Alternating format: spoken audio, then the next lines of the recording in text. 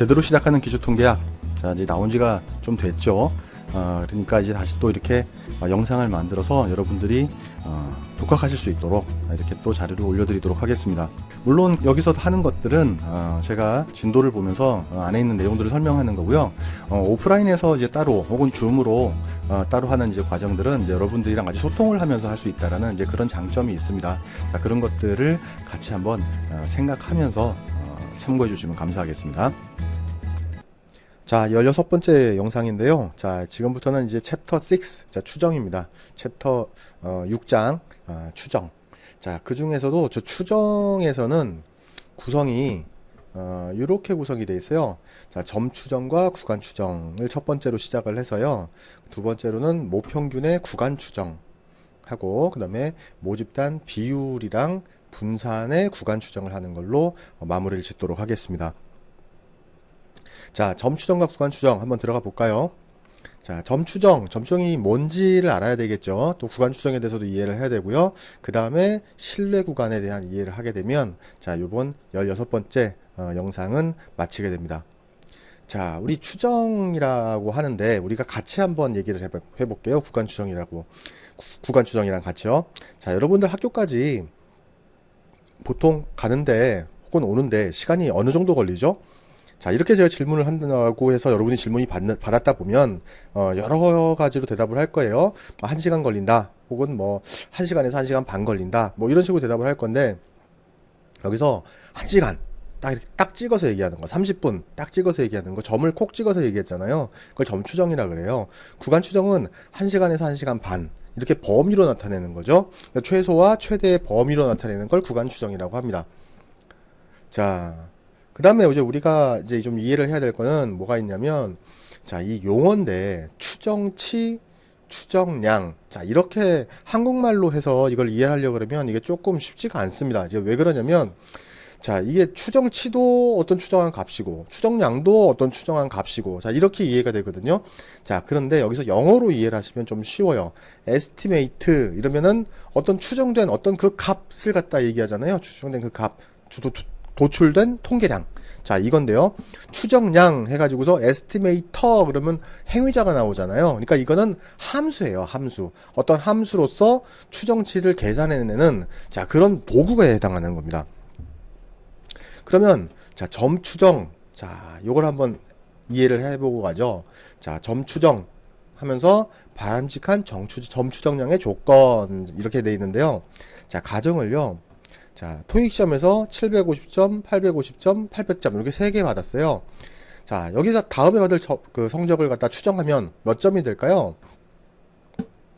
모든 조건이 동일하다면, 자, 3번의 시험 성적인 800점이기 때문에 800점으로 추정하면은 무난할까요? 자, 근데 이 800점은 맞다고 할 수도 없고 또 틀렸다고 할 수도 없습니다.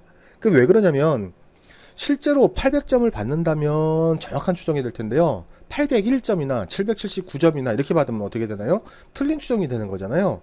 자, 그러니까 점 추정은 어쩔 수 없이 오차를 동반할 수밖에 없어요. 자, 그래서 이 점 추정의 오차를 최소로 만들어야 바람직한 점 추정이 됐다고 할 수가 있겠죠.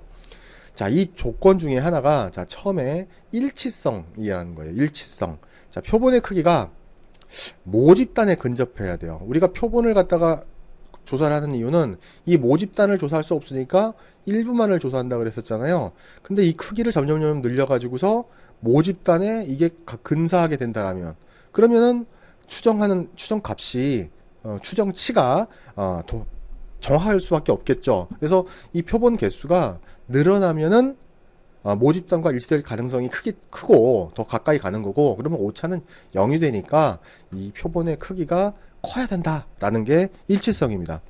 자, 그 다음에 이제 불편성이라는 게 있어요. 자, 불편성은, 자, 추정량이 모수와 같아야 된다는 거예요. 자, 어떤 추정량으로, 자, 모수를 추정했습니다. 그러면 그 추정량에 해당하는 기대값이 정확하게 일치가 되면 되겠죠. 자, 요거 이때의 추정량은 불편 추정량이라고 하는데, 여기서 불편이라는 의미가 뭐냐면 어떤 편의, 바이어스, 그러니까 편견이라고 하면 더 이해가 쉽겠죠. 자, 그렇게 치우침이 없어야 된다라는 얘기입니다. 자, 그렇게 기대값이 모수와 동일하게 나타나면 이거는 표본 추출 자체가 오류가 없는 그런 불편성을 갖다가 만족한다라는 그런 뜻이 되는 거예요. 자, 그 다음에 이제 유효성이라는 거예요.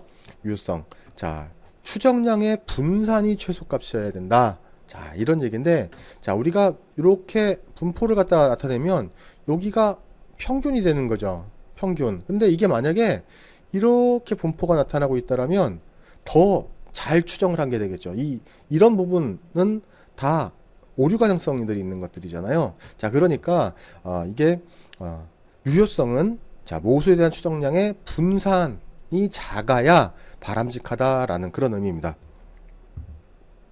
그리고 평균 오차 제곱이라는 건 뭐냐면, 자, 이게 최소값이어야 된다는 얘기인데, 자, 우리 이렇게 생각해 볼게요. 0점, 100점, 0점, 100점 이렇게 4명이서 평균을 내보면 50점이죠. 평균이. 근데 여기서 다 빼보면 여기는 마이너스 50이 되고요. 여기는 50이 되고요. 여기도 똑같이 마이너스 50, 50 될 거예요. 요거 다 더하면 0이 되잖아요. 평균에서 요거 뺀 거, 요거를 갖다가 우리 오차라고 하는데, 그 오차가 그냥 더해버리면 0이 되니까 제곱을 해서 더하면 요 오차들의 합이 나오겠죠? 자, 그러면은 요 합이 최소로 만들어지는 그런 추정량을 갖다 한다라면 오차가 적으니까 정확한 추정이 될 수 있겠죠. 그러니까 평균 오차 제곱이 최소값이 돼야 된다라는 거고요. 그 다음에 충분성이라는 거예요. 충분성. 자, 이 충분성. 자, 앞에 말한 네 가지는 여기 바람직한 점 추정을 할 때의 조건이지만, 지금 이 충분성은 바람직한 점 추정량의 조건이기도 하지만 통계학 전체를 아우르는 그런 조건이기도 합니다. 자, 표본. 제가 표본에 대해서도 제가 누누이 말씀을 드렸었지만, 표본은 어떤 것들을 가진다라고 해서 기술 통계량을 설명한다 그랬죠. 모집단의 대표성이 있다라는 걸 설명을 해야 됩니다. 그래서 표본 x1, x2에서 xn까지 있을 때 추정량이 있다고 할 때, 자, 여기 함수를 기준으로 해서, 자, 이 추정량을 갖다가 보게 된다라면, 자, 이게 어떤 거를 대입하더라도 여기서는 요것만 도출이 되는 거잖아요. 자, 그러니까 추정량 요거는 요 정보를 모두 다 포함한다고 하기가 좀 힘듭니다. 그러니까 요거는 전부 다 포함을 하고 있어야 돼요. 그래서 이거를 갖다가 충분히 다 설명을 할 수 있을 때 이거를 충분성이라고 합니다. 그래서 이거 다시 이 앞에 네 가지는 바람직한 그런 점 추정량에 해당하는 거지만, 요거는 전체를 아우르는 그런 조건이다라고 제가 설명을 드렸습니다. 자, 그 다음에 이제 구간 추정. 아까 1시간에서 1시간 반, 몇 분에서 몇 분까지 구간으로 추정한다 그랬었는데, 점 추정보다는 틀릴 확률이 아무래도 구간으로 하니까 적을 수밖에 없죠. 그래서 조사자가 오차를 줄이기 위해서 명확한 수치를 제시하는 점 추정 대신에 몇 퍼센트 정도의 신뢰도를 제시하면서 상한과 하한으로 갖다가 제시를 해주면 더 정확한 그런 추정이 될 겁니다. 자, 그러면은 어떤 신뢰도를 제시한다 그랬었잖아요. 그럼 신뢰 구간도 필요합니다. 구간은 상한값과 하한값의 구간으로 표시가 되고요. 어떤 추정된 점으로부터 마이너스 어느 정도, 플러스는 어느 정도, 이렇게 하한과 상한을 두고서 요 정도로 추정을 해내는 거예요. 자, 그러면은 어느 정도 추정한 값들이 들어올 가능성이 크겠죠. 그래서 보통 구간 추정을 할 때 보면은 이 저표준 정규분포표를 기준으로 해서 봤을 때 양측 검정인 경우에, 자, 우리가 이 X바는 표본 평균은 뭘 알아내기 위한 거예요? 요 모평균을 갖다가 추정을 하기 위한 추정값이에요. 근데 여기서 추정을 한 그 값에서 마이너스적으로 어느 정도, 플러스적으로도 어느 정도 이렇게 범위를 가지게 된다라면 굉장히 요 안에는 이 모평균이 들어올 수 있는 가능성이 크겠죠. 그래서 90%는 Z값이 1.64, 95%는 1.96, 99%는 2.58, 99.9%는 3.30. 자, 요렇게 해놓고 우리가 추정을 하는 겁니다. 자, 그러면 우리 토익 점수, 아까 그 평균과 평균 오차가, 표준 오차가 평균 500점이고 표준 오차가 100일 때, 자, 신뢰도 90%, 95%, 99%에서 모수를 추정하랍니다. 자, 그러면 아까 90%에서 1.64라 그랬죠. 그러니까 1.64였었고 평균이 이렇게 양쪽에 있습니다. 근데 1.64가 요거니까 요거에서 곱하기 100이라 그랬었죠. 표준 오차. 여기서도 100. 곱해가지고 뺀 만큼, 곱해서 더한 만큼의 범위를 두면 이 정도가 되는 거예요.